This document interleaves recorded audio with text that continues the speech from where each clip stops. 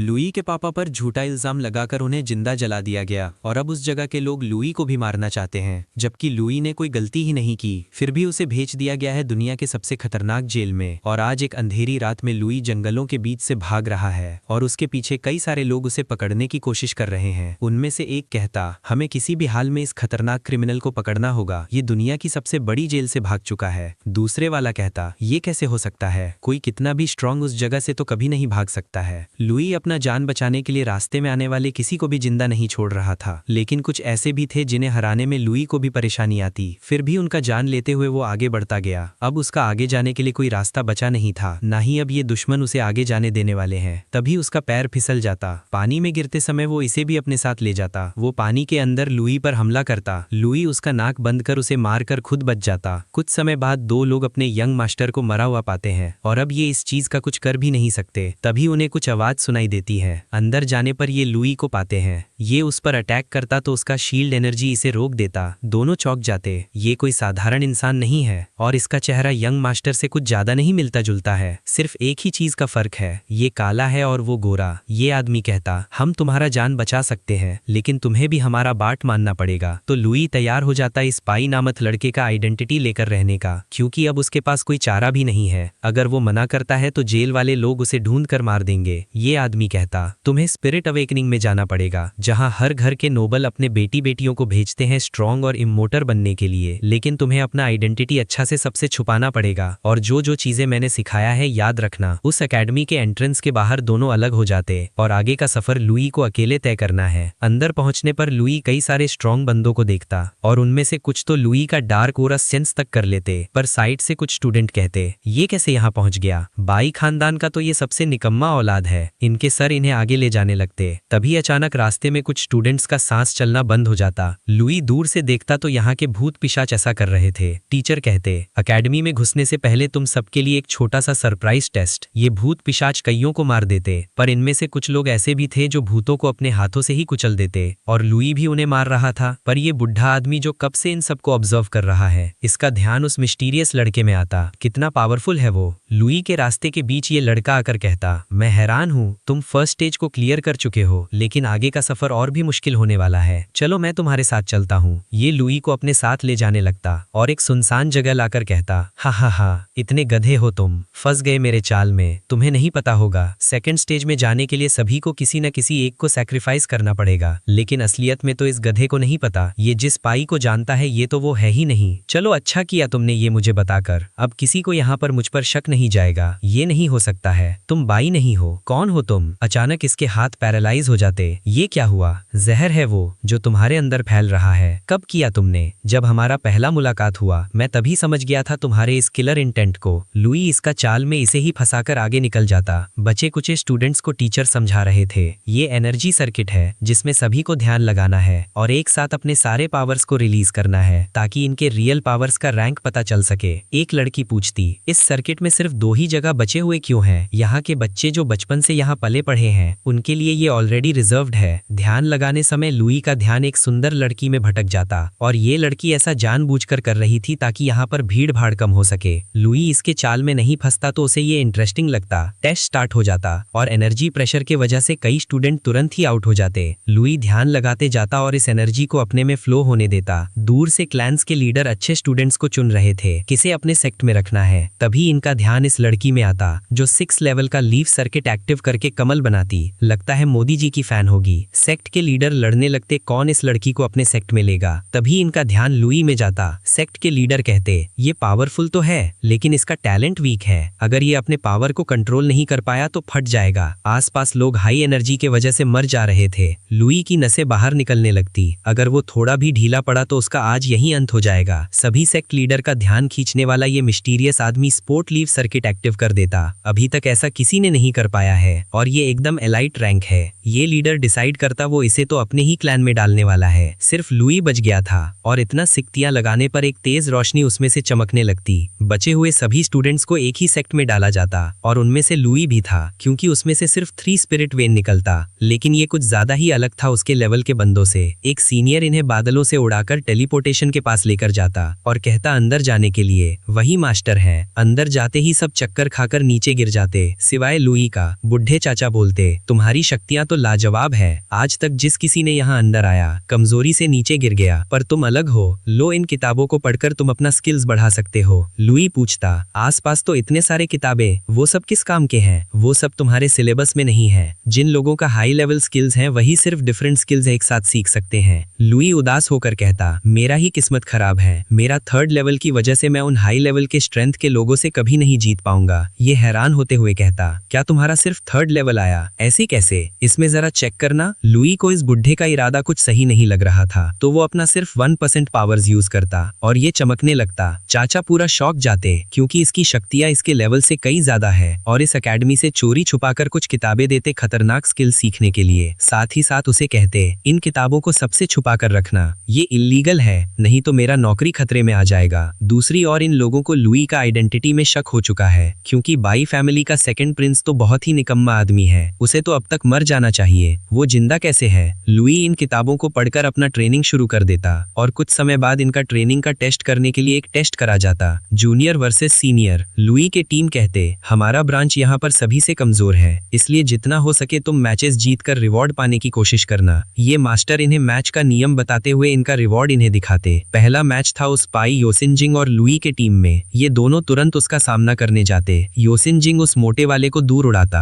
और इस लड़की के तरफ बढ़ता, पर लुई विंड मैजिक से उसे बचा लेता। सेक्ट की लीडर पूछती, कौन है वो इतना तेज? उसका नाम बाई है, लेकिन वो तो सिर्फ 3rd लेवल का है। योसिनजिंग और अच्छे से लुई को जानना चाहता है और क्या क्या चीजें इसने छुपाया रखा है। तब लुई इसे अपना फुर्ती से और भी चौंका देता और उसे इस तरह से लड़ता देख लुई के टीम मेंबर उसका साथ देने लगते, पर ये मोटा वाला उसका चाल में फंस जाता और ये लड़की भी लुई को इसके टेक्निक कुछ ज्यादा ही जाने पहचाने लगते और उसे भी शक होता उसमें, और वो इसके पेट में मारकर इसे दूर करता। इस स्पाई को अपना हार मंजूर नहीं था और वो और एक रीमैच करना चाहता है, पर लीडर कहते, तू उससे ज्यादा स्ट्रांग होकर भी हार गया है, अब किस मुंह से उससे दोबारा लड़ेगा? अब दूसरा मैच योसिनजिंग का एक टीम का मेंबर और इन तीनों के बीच में था, पर उसका इतना पावर्स देख ये दोनों डर कर चले जाते। लुई कहता, मैं इनसे अकेले लड़ना चाहूंगा। उसका अपोनेंट अपने में कुछ ज्यादा ही ओवर कॉन्फिडेंस में था। वो कहता, तुम अकेले लड़ोगे तो मैं तुम्हारे लिए सिर्फ अपना एक फिंगर यूज करूंगा। ये टेक्निक तो काफी स्ट्रांग लगता है, हम ये मैच को रोक दे क्या? चिंता मत करो, फेंग को पूरा कंट्रोल है अपने ऊपर। लुई सबका सोच गलत साबित करते हुए फेंग का स्ट्रॉन्गेस्ट टेक्निक को काटते छाटते उसके करीब पहुंच जाता। अब क्यों तू अपना दूसरा हाथ यूज कर रहा है? फेंग अपने पूरे फुल फॉर्म में आ जाता और लुई भी उससे अपने पूरे पावर से लड़ना चाहता था, पर उसे अपने मास्टर की बात याद आती, तुम्हारे पावर्स कुछ ज्यादा ही अलग है, उसे सबके सामने रिलीज मत करना। उसी दौरान एक अटैक उसके दिल को चीर देने वाला है, लेकिन लुई अपने हार्ट को साइड में शिफ्ट कर बच जाता और जानबूझकर हार जाता ताकि किसी को शक ना हो उस पर इससे उसका शक जरूर तेज हो जाता, क्योंकि ये टेक्निक सिर्फ ईवल आइलैंड में किया जाता है। टीचर लुई का चोट देखते तो उसे कुछ ज्यादा नहीं हुआ था, सिर्फ छोटे मोटे चोटें आई थी। फिर वो उसे उसका रिवॉर्ड देती,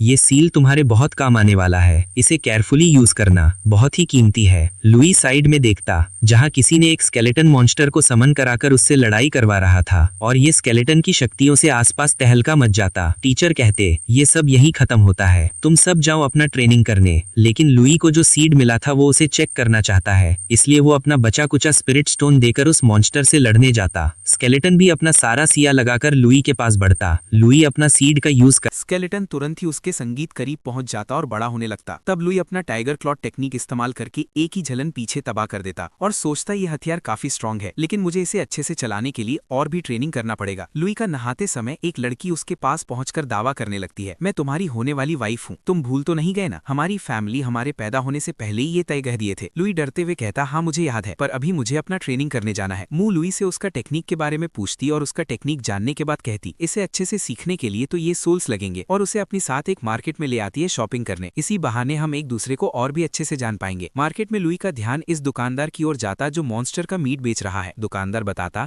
इसे खाने से स्ट्रेंथ बढ़ता है और मॉन्स्टर जितना स्ट्रॉन्ग हो उसका उतना ज्यादा बेनिफिट मिलता है। जिसके बाद लुई के पास जितने स्टोन्स थे वो उनका लिन सोल्स खरीद लेता। दोनों का अलग होने से पहले मुंह बताती, ये प्रैक्टिस के लिए तो अच्छा है, लेकिन इससे भी हाई क्वालिटी के लिन सोल्स चाहिए तो तुम मेरे साथ आ सकते हो। 3 दिन बाद हमारे ग्रुप उसे इकट्ठा करने जाएंगे। लुई तैयार हो जाता वहां जाने के लिए और अभी के लिए अपना ट्रेनिंग करने निकल पड़ता। पर तभी वो स्पाई आकर मुंह से पूछता, तो मैं बाई में कुछ अलग नहीं लगा? ये कहती, मैं पहले कभी उससे नहीं मिली थी, ये हमारा पहला मुलाकात है, और वैसे भी मैंने सुना है तुम उससे हार गए थे ना। अपना बेइज्जती सुन योसिनजिन गुस्सा से जाने लगता और कहते जाता, मैं खुद उसका पता 3 दिन बाद लगा लूंगा। 3 दिन बाद मीटिंग लोकेशन पर मुंह अपनी टीम मेंबर्स के साथ आती और उनमें योसिन जिन भी रहता। टीम मेंबर मिशन के बारे में सभी को समझाते हैं। इन बड़े बड़े पहाड़ों में हमें सूसी फ्रूट्स मिलेंगे जिनमें लिन सोल्स की हाई मात्रा है, लेकिन उन्हें पाना आसान नहीं है। खतरनाक बीस्ट हर जगह फैले हुए हैं, इसलिए प्लान ये है कि हम 2 लोग उनका ध्यान बटाएंगे और तुम सबको आधे घंटे के अंदर यहाँ पहुंचना है। प्लान के अनुसार दोनों बीस्ट का ध्यान बटाते हैं और हजारों की संख्या में बटरफ्लाई उनका पीछा करने लगती है। तब तक में लुई और बाकी सब फ्रूट्स इकट्ठा कर रहे थे। लुई जब फ्रूट्स इकट्ठा कर रहा था तब चट्टानों से बटरफ्लाईज निकलने लगती। वो सबको फायर ब्लास्ट से जलाकर राख तो कर देता, लेकिन उसी वक्त वो दूसरी किसी मुसीबत में फंस जाता जिसके पीछे योसिन जिन है। लुई सोचता मैं इसका प्रेजेंस फील क्यों नहीं कर पाया। लुई को इस तरह से छटपटाता देख योसिन जिन कहता ज्यादा मेहनत मत करो, ये मैजिकल रोप तुम्हारी सारी स्पिरिचुअल एनर्जी को बंद कर चुकी है। तुम मुझसे क्या चाहते हो? ज्यादा कुछ नहीं, सिर्फ तुमसे कुछ सवाल पूछना है मुझे। तुम्हारा ईविल आइलैंड से क्या कनेक्शन है? मुझे उसके बारे में कुछ नहीं पता। अच्छा, तो तुम वहाँ की टेक्निक कहाँ से सीखे? मुझे नदी के किनारे से एक मरे हुए आदमी के पास से एक किताब मिली, मैंने वहीं से सीखा है। योसिन जिन समझ जाता ये मुझे झूठी कहानियां सुनाकर बना रहा है। उसी बीच एक बड़े से भूकंप के साथ एक बड़ा सा बीस्ट निकल आता। उसकी चीखे से आसपास के पहाड़ों में तहलका मच जाता। दोनों इतने खतरनाक मॉन्स्टर का प्रेजेंस फील कर चौंक जाते। ये यहाँ क्या कर रहा है? योसिन जिन लुई को उस बीस्ट के पास फेंक कर भाग जाता। यहाँ से अब तुम्हारी कहानी यहीं खत्म हो जाएगी। लुई उस पर ब्लेज का अटैक करता, लेकिन उस पर कुछ भी असर नहीं होता। वो बीस्ट लुई को पकड़कर इधर उधर पटकने लगता है, क्योंकि ये मोटा चूहा दिन रात जिम करता है और प्रोटीन के लिए इंसानों का भुजा हुआ मांस खाता है। देखने से नहीं लगता मैं यहाँ से बचकर भाग पाऊंगा, इसका सामना करना ही पड़ेगा। वो अपनी थंडर स्वॉर्ड्स निकालकर उससे लड़ने लगता है। बीस्ट उसे दूर हवा में फेंकता है। लुई जैसे तैसे उसका पंच काट पाता है, लेकिन इससे तो बीस्ट और भी ज्यादा गुस्सा हो जाता है और लुई कमजोर पड़ने लगता है। तब अचानक उनकी टीचर अपनी डेंजरस टेक्निक से कई सारे स्वॉर्ड की मदद से उसे बचा लेती है। बीस्ट फिर से लुई पर अटैक करने जाता, उनकी टीचर उसे फिर से थंडर अटैक से बचा लेती। बीस्ट डरकर भागने लगता है। लुई आसमान की तरफ देखता है तो उसे कुछ ज्यादा नहीं दिखता सिवाय लाइटनिंग के, जो सिर्फ उस बीस्ट पर अटैक करे जा रही थी। तब अचानक वो बीस्ट लुई को खाने वाला था, लेकिन टीचर उसका जवानी काट देती है और लुई को दूर किसी सेफ जगह में ले जाकर फेंक देती। मगर ये बीस्ट यहाँ तक पहुंच जाता उसका खून को सूंघ सूंघ कर। टीचर उसके अटैक रोकती तो वो बीस्ट उन पर भी अटैक करने लगता और उसका एक अटैक की वजह से टीचर का बैरियर टूट जाता। टीचर उससे फ्रस्ट्रेटेड होकर कहती आज इसका काम यहीं खत्म कर देना पड़ेगा, ये कल्टीवेशन करके काफी स्ट्रॉन्ग बन चुका है। लुई अपनी टीचर की पावर्स देख हैरान हो चुका था। तो क्या इसे कहते हैं हाई लेवल कल्टीवेटर? टीचर कहती है तुम नए स्टूडेंट हो ना, मैंने तुम्हें देखा है, मैं तुम्हें रिवॉर्ड देना चाहती हूँ, जाओ उस मॉन्स्टर का बीट इकट्ठा कर लेना। और टीचर लुई को एक एडवाइस भी देती, तुम स्ट्रॉन्ग हो लेकिन तुम्हारे में कमियां बहुत है। लुई अपना कमियां जानने के लिए उनसे पूछता है मैं कैसे इंप्रूव हो सकता हूँ? वो कहती मैं तुम्हें क्यों बताऊं, जो तुम्हें ये सब सिखाया है उसी से पूछ लो। उधर सब बाई के बारे में पूछते तो ये झूठा इंसान बताता मैंने दूर से देखा था बाई की तरफ एक खतरनाक बीस्ट को जाते हुए, पता नहीं उसका क्या हुआ होगा। इधर हम देखते हैं लुई को उन बीस्ट का मीट इकट्ठा करते हुए। वो सोचता ये कचरा चीज रिवॉर्ड कैसे हो सकती है, लेकिन टीचर ने कहा है तो कुछ तो खास हो गई। तब लुई उस बीस्ट का कोर पाता जिससे अजीब तरह का डार्क कोरा निकल रहा था। लगता है इसमें टीचर का ध्यान नहीं गया होगा और वो अचानक से उसके अंदर समा जाता है। हेलो गाइज, मैं मुजान। अगर तुम अभी तक सब्सक्राइब नहीं किए हो ना तो रेडी रहना, आज रात में तुम्हारे घर आने वाला हूँ तुम्हें एक डेमन बनाने, तो जल्दी से सब्सक्राइब कर दो नहीं तो तुम सब तो गए। इस तरफ टीचर अपनी सीनियर्स को बताती वो बीस्ट बहुत ही ज्यादा खतरनाक हो चुका था। कल्टीवेशन करके उसकी पावर से एक अलग ही लेवल तक पहुंच चुकी थी। अगर उसका कोर किसी गलत हाथों में पहुंच गया तो एक बहुत बड़ी तबाही आ सकती है। इस तरफ लुई परेशान हो चुका था और बार बार यही सोच रहा था मुझे अपनी कमियां समझ में क्यों नहीं आ रही है, मुझे किसी भी हाल में स्ट्रांग बनना पड़ेगा अपना बदला लेने के लिए। जब वो अपने टीम मेंबर्स के पास पहुंचता वो सब उसे देख खुश हो जाते कि वो जिंदा बच गया। वो उससे पूछते तुम बीस्ट से कैसे बच गए? तब लुई सूसी फ्रूट निकालते हुए कहता एक टीचर ने मेरी मदद की और उन्होंने मुझे बचाया और ये सब भी दे दिया। सबके जाने के बाद योसिन जिन मुंह से कहता तुम उससे दूर रहा करो, वो जरूर सबसे कुछ छुपा रहा है, तो अपना काम करना, उसके पीछे क्यों पड़ा हुआ है। बाद में मुंह लुई से कहती है मुझे पता है कि तुम बाई नहीं हो, मुझे पहले ही झलक में तुम्हारी असलियत पता चल गई थी। तुम उस जैसे बर्बाद निकम्मे आदमी तो बिल्कुल भी नहीं हो, बल्कि उससे काफी अच्छे इंसान हो। मैं तुम्हारे इस सीक्रेट के बारे में किसी को नहीं बताऊंगी, होगा तुम्हारा कुछ जरूरी मजा, लेकिन मैं तुमसे एक चीज जानना चाहती हूँ जो सिर्फ बाई फैमिली में ही चलते आया है, लेकिन मैं तुम्हें वो कैसे बता सकता हूँ जबकि मैं बाई हूँ ही नहीं। कोई बात नहीं, अभी नहीं तो कभी ना कभी तुम्हें जरूर पता चल जाएगा। तुम उन्हीं के परिवार के हिस्सा होना, तब बता देना। उसके बाद लुई अपने कमरे में जाकर कल्टीवेशन करना शुरू कर देता। तभी उसे उस आदमी की बात याद आती, मॉन्स्टर का मीट खाने से स्ट्रेंथ बढ़ता है। तो लुई उस मॉन्स्टर का मीट पकाकर एक छोटा सा बाइट ट्राई करता। उसे एक अलग ही सेंसेशन महसूस होता जो उसने आज तक कभी महसूस नहीं किया था। सिर्फ एक छोटी सी बाइट से उसे कई महीनों की स्ट्रेंथ मिल जाती। वो दूसरा बाइट भी लेने वाला होता है लेकिन फिर रुक जाता है। अभी मुझे लालची नहीं बनना है, फिलहाल मुझे अभी सिर्फ अपनी वीकनेस पर फोकस करना होगा। फिर लुई उस बीस्ट का थ्रोन लेकर उस किताब वाली जगह पर जाने लगता, लेकिन वहाँ एक बैरियर लगा हुआ पाता। लुई थ्रोन की मदद से इसे भी तोड़कर अंदर जाने लगता। अंदर उसे एक रहस्यमयी किताब मिलती जिसके अंदर कई सारे सीक्रेट छुपे हुए हैं। उसे पढ़ने पर पता चलता है कि ये ब्लैक समनिंग मैजिक है जो वॉर और हुकूमत में इस्तेमाल किया जाता है। इससे एक चीज तो जरूर क्लियर हो जाता है कि ये ऑर्गेनाइजेशन कुछ ज्यादा ही खतरनाक प्लान तैयार कर रहा है ताकि इस दुनिया पर राज कर सके। और सबसे अजीब बात, ये लोग स्टूडेंट्स पर ईवल एक्सपेरिमेंट कर रहे हैं। ये देख लुई गुस्सा से भाग जाता। ये लोग हमारी जिंदगी के साथ खेल रहे हैं, हमें गलत चीजें सिखाकर। अचानक तभी वो स्केलेटन लुई का प्रेजेंस फील कर लेता और उस तरफ से वो भी केव की तरफ दौड़ देता है। इस तरफ लुई उसके अटैक से बचते हुए सोचता मुझे जल्दी निकलना पड़ेगा, टीचर अभी आते होंगे, पर ये दोनों उसे जाने नहीं दे रहे थे। तब लुई एक रस्सी से फंसाकर अपनी पावर्स का यूज करते हुए दोनों को आपस में देता और बाहर भागने लगता, पर रास्ते में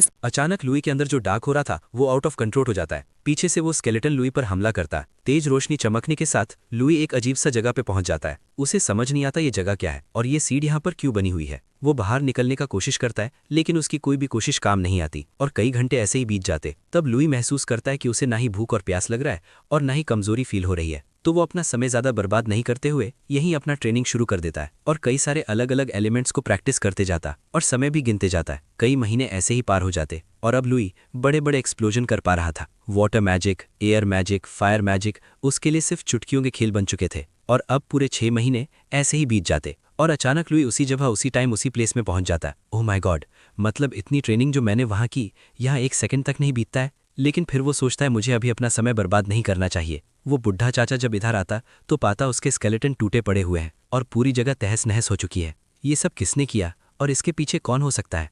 अगर उसने हमारा सीक्रेट किसी को बता दिया तो हम सब खतरे में आ जाएंगे। अगले दिन लुई अपने टीचर के पास जाता ट्रेनिंग लेने के लिए, लेकिन टीचर उसे धक्के मारते हुए बाहर निकाल देती है। तब लुई उसी सुंदर लड़की से मिलता है जिसके मैजिक में फंसते फंसते वो फिर बार बार बच जाता।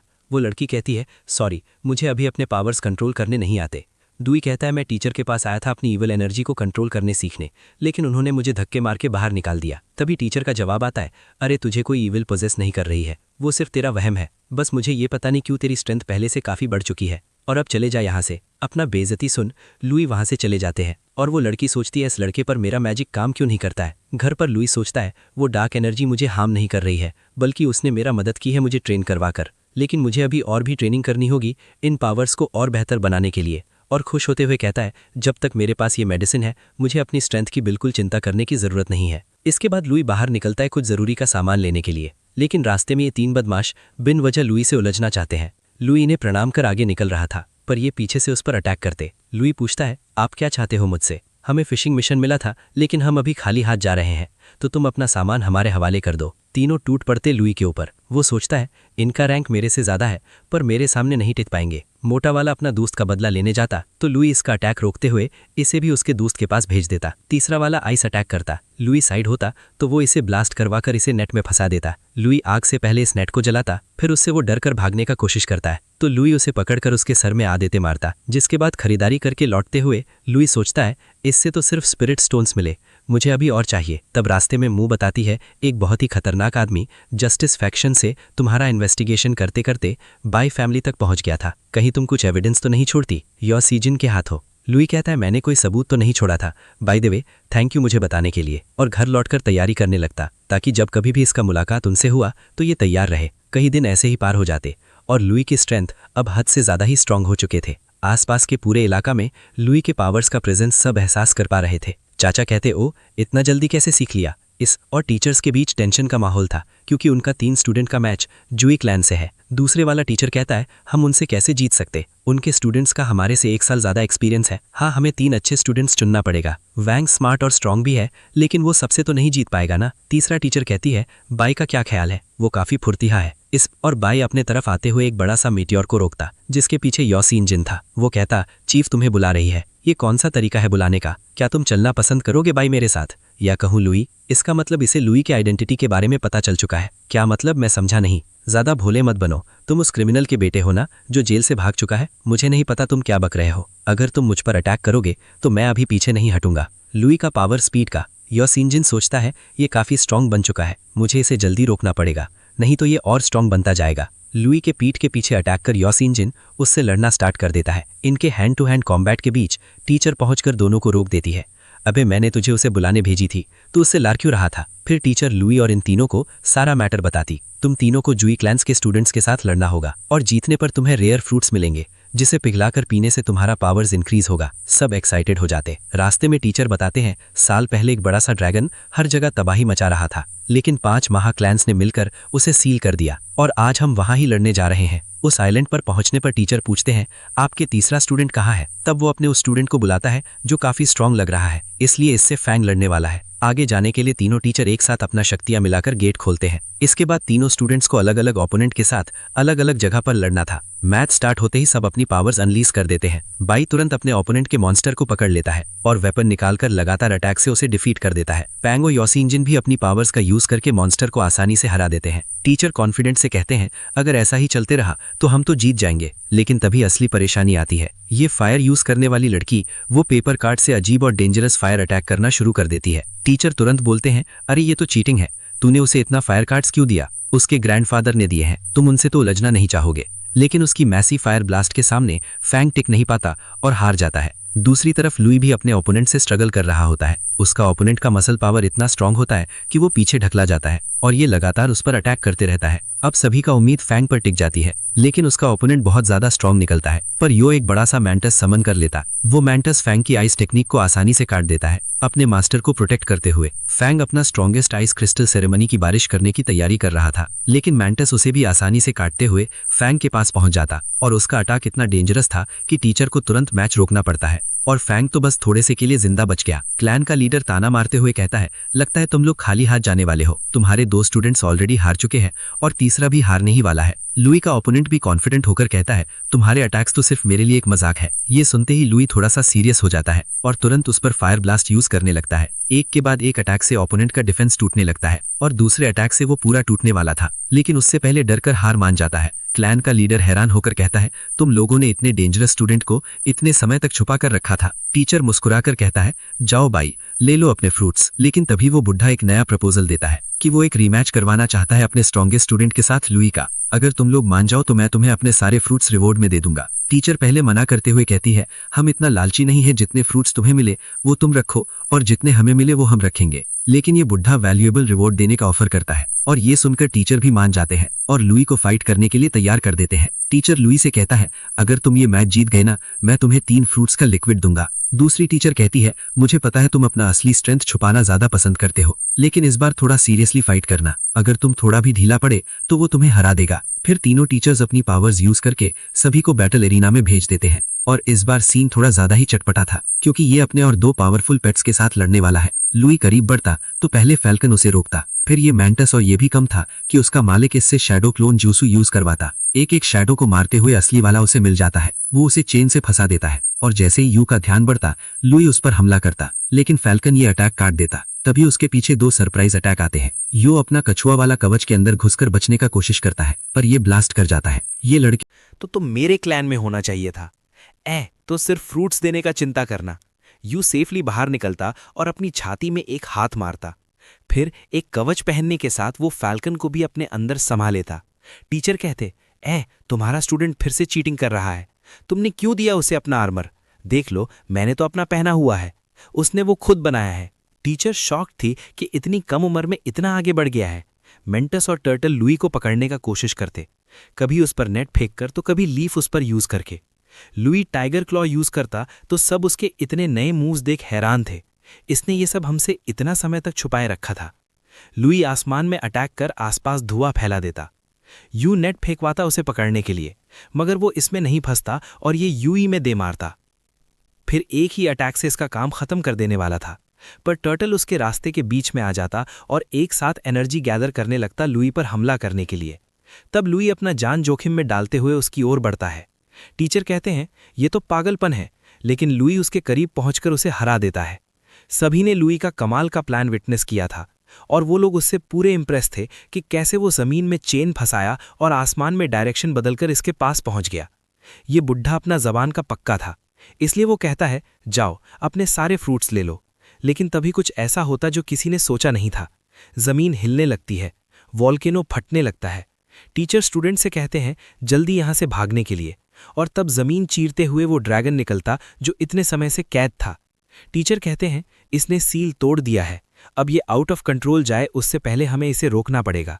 ये इसे रोकने का कोशिश करते हैं, लेकिन इसे कुछ भी नहीं होता है और ये स्टूडेंट्स का पीछा करता है। और जब सब टीचर उसे अपने जाल में फंसाने ही वाले थे तो ड्रैगन अपना लेजेंडरी स्वॉर्ड निकाल लेता। उसके पावर्स के सामने लीडर अपने आप को इस ड्रैगन से प्रोटेक्ट नहीं कर पाते और ये फिर स्टूडेंट्स की ओर बढ़ने लगता। एक स्टूडेंट अपना दोस्तों को प्रोटेक्ट करने का कोशिश करता, लेकिन धमाका के चपेट में आ जाता, पर अपना सैक्रिफाइस करते हुए अपने दोस्तों को बचा लेता, पर खुद नहीं बच पाता। ये ड्रैगन उसे खाकर लुई को खाने बढ़ता, पर लुई एक गुफा के अंदर घुसकर अपना जान बचा लेता। ये लाल बाल वाला टीचर को बाहर टेलीपोर्ट करके दोनों इस ड्रैगन को संभालने लगते। इधर गुफा में यू सिंजी यू को फिर से कैद कर लेता।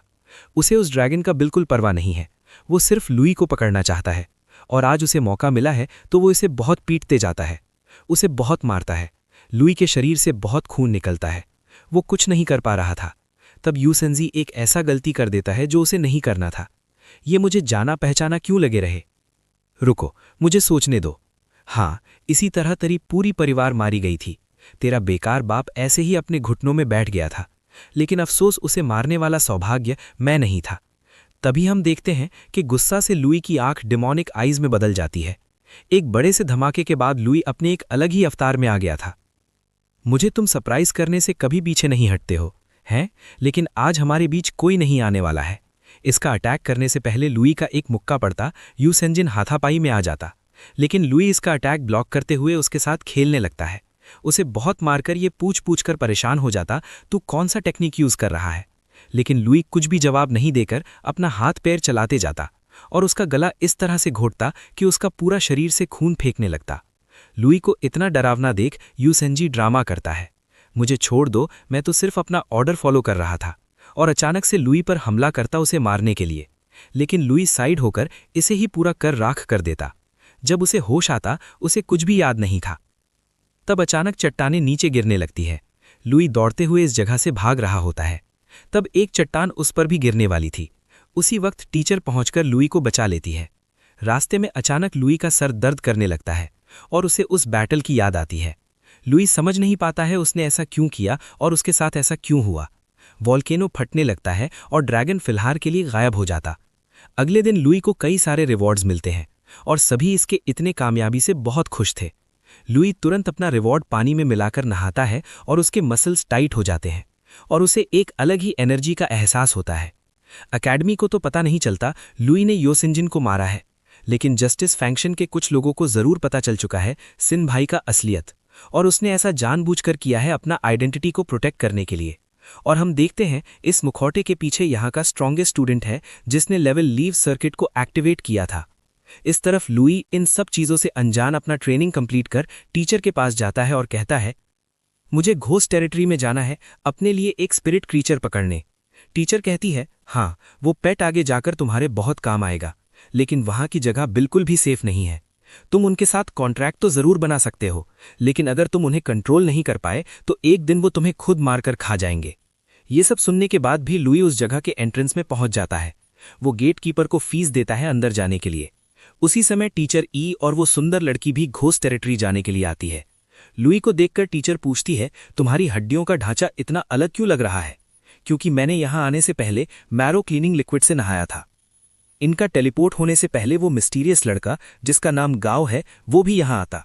टीचर पूछती है, अब तू क्या करने वहां जा रहा है? वो कहता है कि मुझे वहां से कुछ हर्ब्स लाना है। जिसके बाद सब उस जगह के अंदर टेलीपोर्ट होकर जाने वाले थे, लेकिन लुई को पता नहीं क्यों इस लड़के से कुछ ज्यादा ही किलिंग इंटेंट का महसूस हो रहा था। घोस्ट टेरिटरी में पहुंचते ही लुई इस डेजर्ट जैसी जगह के आसपास भटक रहा था, अपना काम का सामान ढूंढते हुए। उतने में उसे एक क्रीचर मिल जाता, पर यह तो एक ट्रैप था।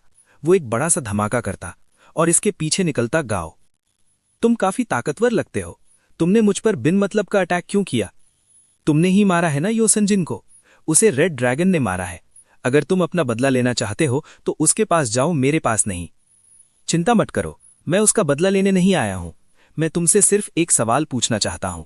यो सिंजिन मरने से पहले तुम्हें कुछ कहा था क्या, या किसी का आइडेंटिटी के बारे में बताया था? लुई समझ जाता इसका कुछ रिश्ता है जस्टिस फैंक्शन से और ये यहां पर खाली ड्रामा करने आया है, तो वो उसे ये सामान देते हुए कहता है, उसने कहा है तुम्हें देने के लिए। अचानक से ये चीज गाओ को कैद कर लेता, लेकिन ये हंसते हुए कहता, बहुत अच्छा चाल है। गाओ इसे बचकर निकल जाता और लुई का एनर्जी एब्जॉर्ब कर उस पर अटैक करने जाता। लुई इसे बचकर भागते हुए सोचता, फिलहाल तो ये अभी मुझसे ज्यादा स्ट्रांग है, मुझे जल्दी इससे अपना पीछा छुड़ाना पड़ेगा। उसी वक्त लुई मधुमक्खियों का एक बड़ा सा झुंड देखता, फिर गाओ पर एक फायर ब्लास्ट करता। गाओ खुशी से इसे काट देता, लेकिन उसे कहाँ पता था वो मधुमक्खियों का ध्यान खींच चुका है। बहुत हंसी मजाक हो गया। अब हार मान लो। तुम भूल रहे हो ये जगह बड़ा खतरनाक है। अगर तुम हरदम चौकन्ना नहीं रहे तो अंजाम बुरा होगा। कैसे? अचानक बड़ा सा मधुमक्खियों का झुंड इन्हें घेर लेता। गांव कहता, कमाल का है ये तुम्हारा प्लान, लेकिन तुम खुद भी इसमें फंस चुके हो। दोनों अलग अलग डायरेक्शन में भागने लगते और उनके साथ ये मधुमक्खियां भी। लेकिन लुई तेज उड़कर इन सब से अपना पीछा छुड़ा लेता। इस ओर टीचर और उसके स्टूडेंट भी बहुत खतरनाक मॉन्स्टर से लड़ रहे थे। इस तरफ लुई अपना स्ट्रेंथ रिकवर कर रहा था, लेकिन कुछ मॉन्स्टर उस पर अटैक कर देते। वो एक अंडरग्राउंड गुफा में गिर जाता है, जो काफी डरावना लग रहा है। और लुई के साइड में एक ऐसा डेंजरस मॉन्स्टर है जिसका पता लुई को अभी तक नहीं चला। इधर ये दोनों भी रिकवर कर रहे थे अपना स्ट्रेंथ, लेकिन तब अचानक से इन पर 3 खतरनाक मॉन्स्टर अटैक कर देती। टीचर इनसे लड़कर ये तो समझ जाती ये काफी स्ट्रांग है, तो वो जिया से कहती, तुम यहां से भाग जाओ, मैं इन्हें संभाल लूंगी। जिया मना करती तो टीचर जिद करके उसे अपने से दूर भेज देती। इस और लुई को स्कॉर्पियन दिख जाता, जो जख्मी है और खुद को हील कर रहा है। लुई अपने से कहता है, इससे बड़ा अपॉर्चुनिटी मुझे और कहाँ मिलेगा, और इसे अभी पकड़ना भी आसान होगा। लेकिन स्कॉर्पियन उसे देख लेता और फिर लुई का पीछे पड़ जाता। लुई अपना जान बचाते हुए भाग रहा था और इसका इतने सारे अटैक खाकर ये तो समझ जाता ये बहुत ही वेनमस है। अगर इसका एक भी अटैक मुझे लगा तो खेल खत्म। बाई दूर जाकर स्कॉर्पियन का कमजोरी पर नजर मारता और उसी जगह पर बार बार टाइगर क्लॉ इस्तेमाल करता। फिर इसे चेन में फंसाकर एक जगह में रोक देता। उसके बाद उसके साथ कॉन्ट्रैक्ट बनाने लगता, बहुत खुश होकर। ये काफी स्ट्रांग लेवल का है, पर तभी ये स्कॉर्पियन आसपास से नेगेटिव एनर्जी एब्जॉर्ब कर रहा था लुई पर काउंटर अटैक करने के लिए। लुई कभी स्पिरिचुअल एनर्जी स्कॉर्पियन एब्जॉर्ब करने लगता। उस वक्त लुई के अंदर जो डार्क वाला था एक्टिव हो जाता और उसे उसी जगह पर ले आता। लेकिन इस बार वो स्कॉर्पियन भी था जो उसका पेट बन चुका है। दोनों एक दूसरे से लड़कर स्ट्रांग बनते जा रहे थे और इनका बॉन्डिंग भी अच्छा हो जाता। कई महीने बीत जाते और अब स्कॉर्पियन रिकवर कर चुका था, तो दोनों इस जगह से जाने ही वाले थे। तभी वो कुछ हाई एनर्जी महसूस करता। वहां जाने पर वो पाता जिया को, जो जख्मी हालत में भाग रही है और उसके पीछे ये एक खतरनाक मॉन्स्टर पड़ा हुआ है उसे मारने के लिए। एक अटैक से जिया आसमान से नीचे गिरने लगती और दूसरे अटैक से वो मरने ही वाली थी, पर लुई उसे बचा लेता। मॉन्स्टर अब लुई पर अटैक करता। लुई भी उस पर अटैक करता, लेकिन फिर वो साइड से अटैक करता। लुई इसे रोकते हुए उसका गोल्डन स्टील एनर्जी टूट जाता। जिया इम्प्रेस थी लुई की इन शक्तियों से। इधर मॉन्स्टर लुई की तरफ चार्ज होता। लुई कहता है, मैं इसके साथ अपना कॉन्ट्रैक्ट बनाना चाहता हूं। जिया कहती है, ऐसा मत करो, वो काफी स्मार्ट और इंटेलिजेंट होते हैं। अगर तुम उन्हें टेम कर भी पाए तो वो बाद में तुम पर अटैक करके तुम्हें मार देंगे। लुई को अटैक नहीं करता देख के वो उसके करीब पहुंच जाता। तब अचानक से स्कॉर्पियन जमीन के अंदर से पॉइजन अटैक करता इस पर। फिर लुई एयर स्लैश से इसका 2 टुकड़ा कर देता और शांति का सांस लेने लगता। तब अचानक वो अपने आप को डिस्ट्रॉय कर देता। जिया इन्हें बचा लेती और लुई को शुक्रिया कहती, पर लुई कमजोरी के कारण नीचे गिर जाता। जब उसे होश आता वो कहता, मैं कमजोर हूं अभी, इसलिए मैं तुम्हारे अभी उस स्किल को रोक नहीं पा रहा हूं। वो शर्माते हुए कहती है, अभी मैंने कोई अपना स्किल यूज नहीं किया था। इसके बाद जिया लुई को एक और बार शुक्रिया करते हुए एक बैग देती जिसमें कितना भी बड़ा सामान अट सकता है, जिसके अंदर लुई अपने स्कॉर्पियन को पोकेमॉन के जैसे कैप्चर कर लेता और दोनों